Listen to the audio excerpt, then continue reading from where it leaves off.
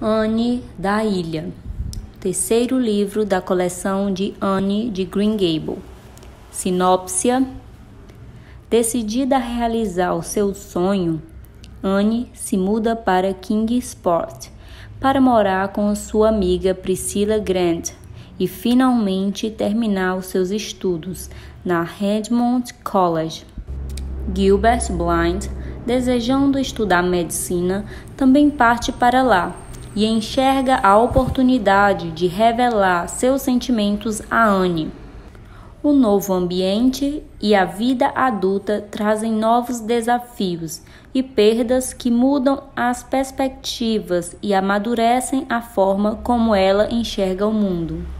Dedicado a todas as garotas do mundo que queriam mais histórias sobre Anne. Toda preciosidade, enfim descoberta, surge para aqueles que a procuram, pois o amor trabalha junto ao destino e despe o véu do valor oculto. Capítulo 1. A sombra da mudança. Encerrou-se a colheita e findou-se o verão, citou Anne Shirley, contemplando com um olhar sonhador os campos aparados. Ela e Diana Barry haviam colhido maçãs na horta de Green Gables e agora repousavam de seus afazeres em um campo ensolarado, onde cardos inundavam o ar nas asas de um vento de verão, ainda doce pelo aroma das samambaias dos bosques assombrados. No entanto, toda a paisagem em torno das duas moças já anunciavam o outono. O mar bramava alto ao longe. Os campos estavam desnudos e murchos, salpicados de arnica. O valor do riacho que corria sobre Green Gables corria-se de flores de uma etérea cor púrpura, e o lago das águas reluzentes havia se tornado azul, não o inconstante azul da primavera, nem o pálido azul celeste do verão, mas um azul límpido, imutável e sereno, como se a água, superando todas as mudanças e tensões, houvesse pausado em uma tranquilidade impossível de ser rompida por sonhos vãos. Foi um verão agradável, disse Diana sorridente, girando o novo anel que usava na mão esquerda. E o casamento da senhorita Lavenda parece ter coroado a estação. Suponho que o senhor e a senhora Evans estejam a essa hora na costa do Pacífico. Creio que já houve tempo suficiente para darem a volta ao mundo, sugeriu Anne. Difícil acreditar que faz apenas uma semana desde o casamento. Tudo mudou. A senhorita Lavenda e o senhor e a senhora Alan foram embora. Como a paróquia parece deserta, com todas as janelas fechadas. Eu passei por lá ontem à noite e me senti como se todos lá dentro estivessem mortos. Nunca teremos um pastor tão bom quanto o Sr. Alan, disse Diana, com a sombria convicção. Creio que no inverno teremos toda a classe de substitutos e na metade dos domingos não haverá sermão, pode ter certeza. E, com você e Gilbert distantes, será horrivelmente maçante. Freud estará aqui, insinuou Anne discretamente. Quando a senhora Lynde se mudará? Perguntou Diana, como se não houvesse escutado o comentário de Anne. Amanhã. Estou feliz que ela venha, embora isso signifique outra mudança. Ontem, Marília e eu esvaziamos o quarto de hóspede. Você não pode imaginar como eu detestei a tarefa. Sei que é bobagem, mas pareceu que cometeríamos um sacrilégio. Aquele velho quarto de hóspede sempre foi como um templo para mim. Na infância, eu o considerava o lugar mais bonito do mundo. Lembra-se do quanto eu desejava dormir na cama de um quarto de hóspede, mas jamais no quarto de hóspede de Green Gables, jamais. Haveria sido terrivelmente.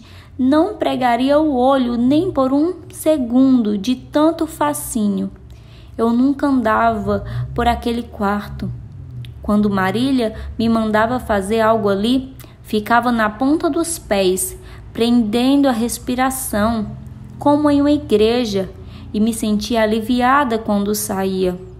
Os retratos de George Whitefield e do Duque de Wellington, um de cada lado, me encaravam se eu ousasse olhar no espelho. Aliás, o único em toda a casa em que meu rosto não se refletia nem um pouco torto. Fiquei surpresa que Marília tenha ousado limpar aquele quarto. E agora não está apenas limpo, mas completamente desocupado. Whitefield e Wellington foram aprisionados no andar de cima. E é assim que acaba a glória desse mundo. Anne concluiu com uma risada, um tanto melancólico. Não é agradável profanar nossos ídolos antigos, mesmo que os tenha abandonado. Ficarei tão sozinha quando você se for, lamentou Diane pela 100ª vez. E pensar que partirá na próxima semana. Mas ainda estamos juntas, disse Anne alegremente. Não devemos deixar a semana futura roubar nossa alegria da semana presente. Eu detesto a ideia de partir, pois meu lar e eu somos ótimos amigos. Você fala em sentir-se solitária. Eu que deveria lamentar. Você está aqui, rodeada de um grande número de seus velhos amigos e Freud, enquanto eu vou estar entre estranhos, sem conhecer uma única alma, exceto Gilbert e Charles Sloane, disse Diana, imitando a ênfase e malícia de Anne.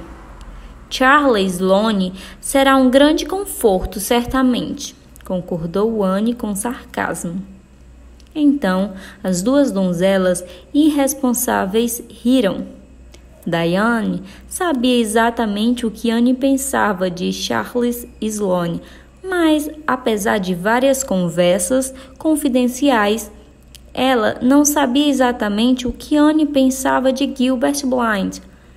Nem a própria Anne tinha certeza sobre isso. Pelo que sei, os meninos ficarão do outro lado de Kingsport, continuou Anne. Fico feliz em ir para Redmond e tenho certeza de que, depois de certo tempo, vou gostar. Mas sei que as primeiras semanas serão difíceis. Não terei nem mesmo consolo de ir para casa aos fins de semana, como quando fui para Queens. E parecerá que ainda faltarão 1000 anos para chegar o Natal. Tudo está mudando, ou vai mudar, disse Diana com tristeza. Sinto que nada será como antes, Anne. Chegamos a uma separação dos caminhos, suponho, disse Anne pensativa. Tivemos que chegar a isso. Diana, você acha que ser adulto é realmente bom, como imaginávamos quando éramos criança? Eu não sei.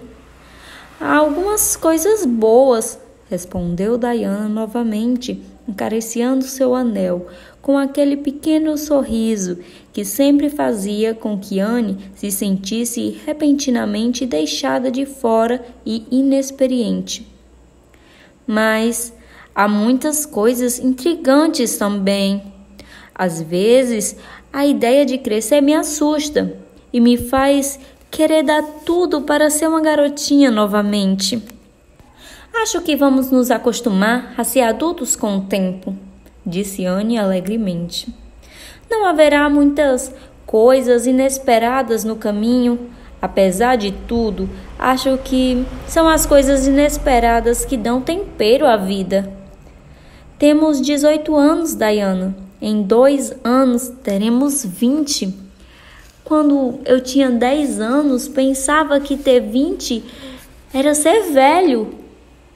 Em pouco tempo, você será uma matrona séria, de meia idade, e eu serei a boa e velha criada tia Anne, vindo visitá-la nas férias. Você sempre manterá um canto para mim, não é? Ai, querida. Não o quarto de hóspedes, é claro. As criadas velhas não podem almejar o quarto de hóspedes, e eu serei tão humilde quanto Urian Heep, e me contentarei com um pequeno buraco na varanda ou um canto de algum cômodo. Não diga bobagem, Anne. Diana riu. Você se casará com um homem bonito, elegante e rico. Nenhum quarto de hóspede em Avonlea lhe será luxuoso o suficiente. E pinará o nariz ao encontrar seus amigos de juventude. Seria uma pena, pois meu nariz é bonito. Mas empiná-lo para os outros o deixaria feio, disse Anne, apalpando o nariz afilado. E eu não tenho tantos membros bonitos a ponto de poder estragar um. E de qualquer forma, mesmo que eu me case com o rei da ilha dos canibais, prometo que não empinaria o nariz para você, Diana. Deram outra risada animada e separaram-se. Diana voltou para a rampa da horta e Anne foi ao correio. Havia uma carta esperando por ela. Quando Gilbert Blythe passou por ela na ponte sobre o lago das águas reluzentes, a moça ficou exultante de excitação. Priscilla Bryant também vai para Redmond, ela exclamou. Não é fantástico? Esperava que ela fosse, mas não achava que o pai dela deixaria. Mas ele consentiu. Iremos juntas? Com uma colega como Priscilla ao meu lado, sinto-me capaz de enfrentar um exército ou todos os professores de Redmond de uma vez. Acho que gostaremos de Kingsport, disse Gilbert. Disseram-me que é uma vila boa e antiga, com um parque natural mais bonito do mundo. Ouvi dizer que tem uma paisagem magnífica. Duvido que seja, ou que possa ser mais bonito do que isso, Anne murmurou, olhando em volta com um olhar amoroso e encantado daqueles para quem o lar é o lugar mais bonito do mundo, não importando que paraísos possam existir sobre outros céus. Estavam recostados na ponte do antigo lago, profundamente imersos no encanto do crepúsculo.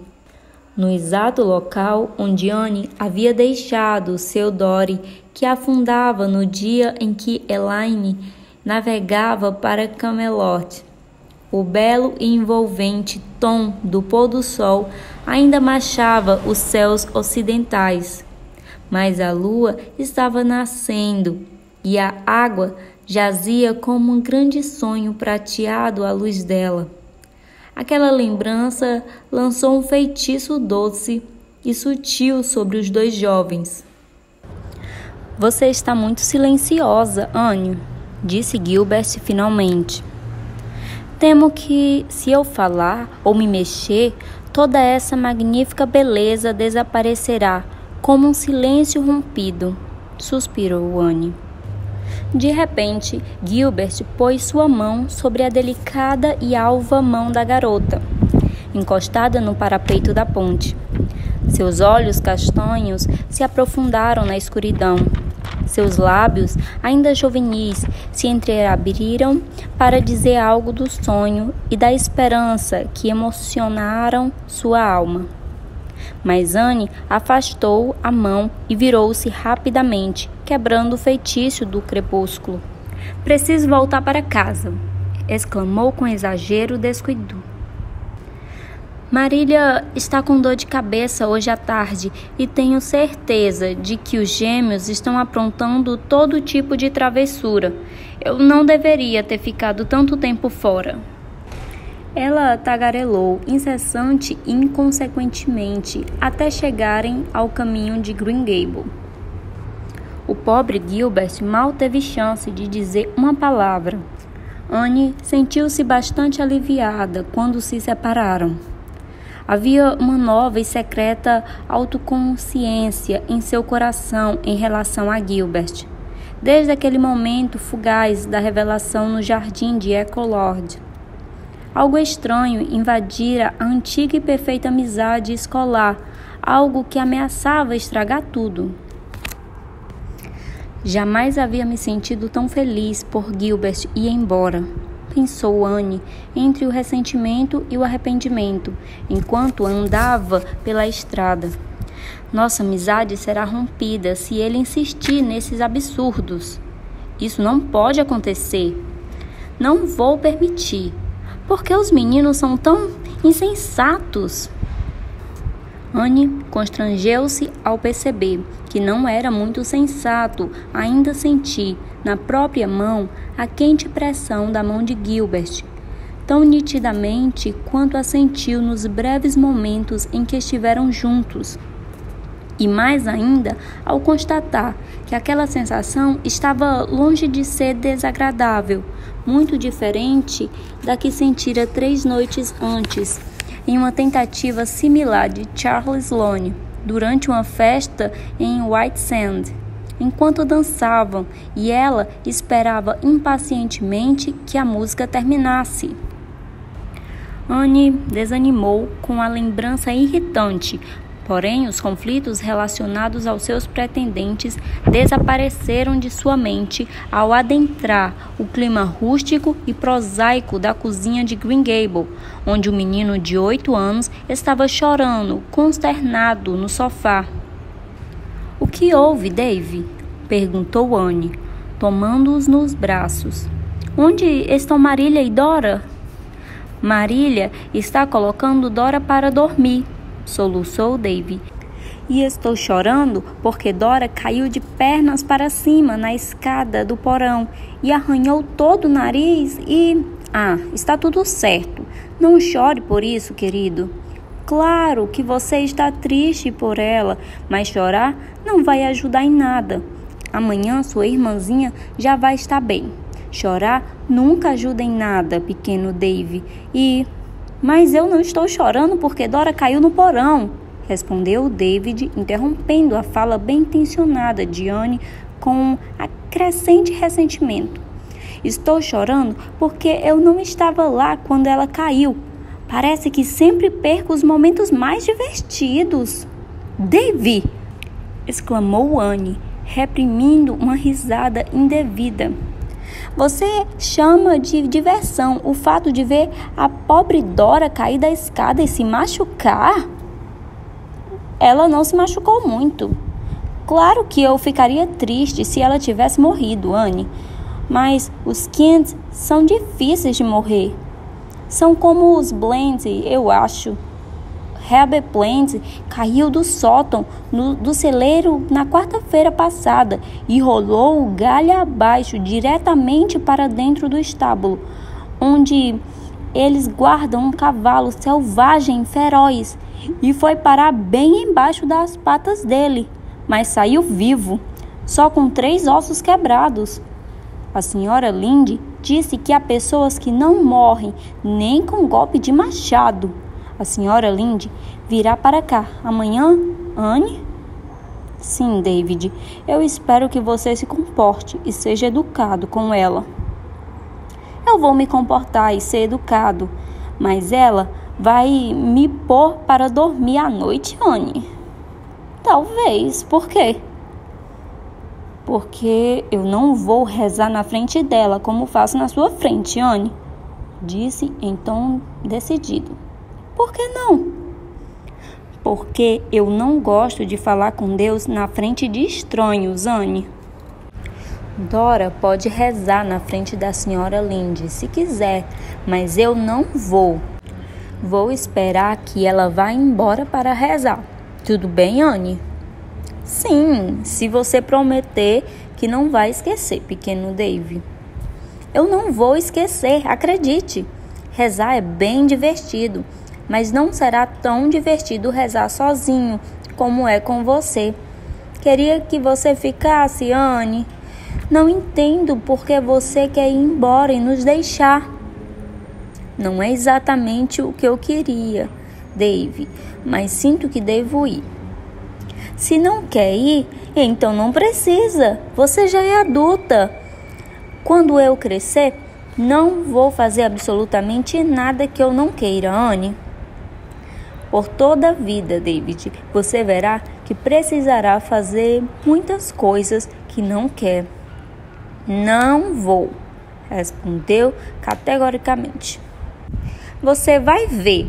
Agora eu preciso fazer o que vocês querem, senão você e Marília me mandam para a cama.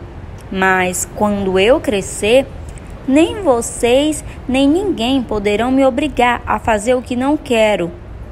Mas conte-me, Anne, Milty Baltley me falou que a mãe dele disse que você está indo para a universidade para tentar fisgar um homem. É isso mesmo, Anne? Quero saber. Por um momento, Anne ardeu em ira. Depois, deu risada, lembrando a si mesma que a grosseria e a vulgaridade do pensamento e da fala da senhora Baltley não poderia atingi-la. Não, Dave, não é nada disso. Eu vou estudar, evoluir e aprender muitas coisas. Que coisas? Sapatos, navios e lacres de cera e repolhos e rei, citou Anne. Mas se de fato quisesse fisgar um homem, como você faria? Quero saber. Persistiu David, para quem o assunto evidentemente tinha certa fascinação. É melhor você perguntar à senhora Baltley. Ela disse sem pensar duas vezes. Creio que ela deve saber mais do que eu sobre como isso funciona. Vou perguntar da próxima vez que a encontrar, disse David em tom sério. David, não se atreva! Exclamou Anne, percebendo seu erro. Mas você acabou de me dizer para fazer isso, protestou David, bastante ofendido. Já era para você estar na cama, ordenou Anne, tentando escapar da conversa. Depois que David foi dormir, Anne caminhou até a ilha de Victoria e sentou-se lá, sozinha, envolta na sutil e melancólica luz da lua, enquanto a água gargalhava à sua volta em um dueto entre o riacho e o vento. Anne sempre amara aquele riacho. Em dias passados, já havia cultivado muitos sonhos sobre aquelas águas cintilantes. Esqueceu-se dos rapazes apaixonados, das fofocas pervertidas de vizinhos maliciosos e de todos os problemas de sua meninice. Na imaginação, ela navegava sobre os mares lindos das histórias que banhava as distantes praias reluzentes das ermas regiões dos contos de fada, onde estão perdidos Atlantes e Ulícios, guiados pela estrela do crepúsculo, até a terra dos desejos do coração.